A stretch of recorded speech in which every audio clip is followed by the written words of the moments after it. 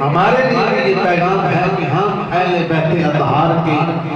ہر سے محبت کریں، ان کا ادب کریں، احترام کریں۔ یہ اس لیے کہہ رہا ہوں کہ آج بڑا ہی عجیب دور آ گیا ہے، جنہاں لوگاں اللہ دے نبی نے جنت دے سرٹیفکیٹ دیتے، جنہاں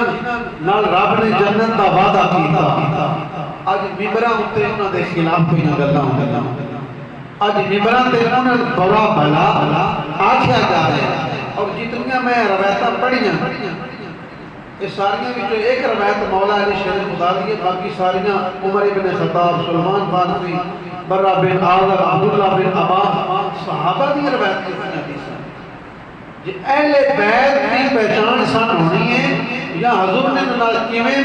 محبت کیتی ہے، کہ ساریاں روایتاں صحابہ اکرام سنا رہے ہیں۔ کہ صحابہ اسی اچھا ہی نہیں سمجھنا، صحابہ پورا بھلا کہنا ہے، جنہاں تے گالی کرنی ہے،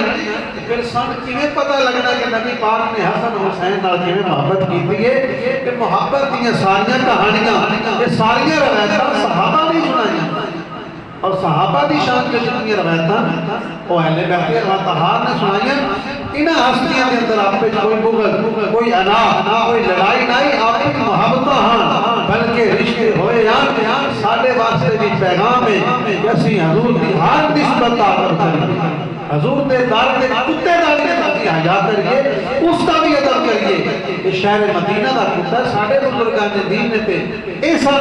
سبق دیتا ہے کہ مدینہ دا کتا ہوئے تو اس کا بھی ادب کرو۔ حضور دی اہل بیت ہوں، حضور دے صحابہ ہوں، انہاں دی شان ہی بڑی بلند ہے، لیکن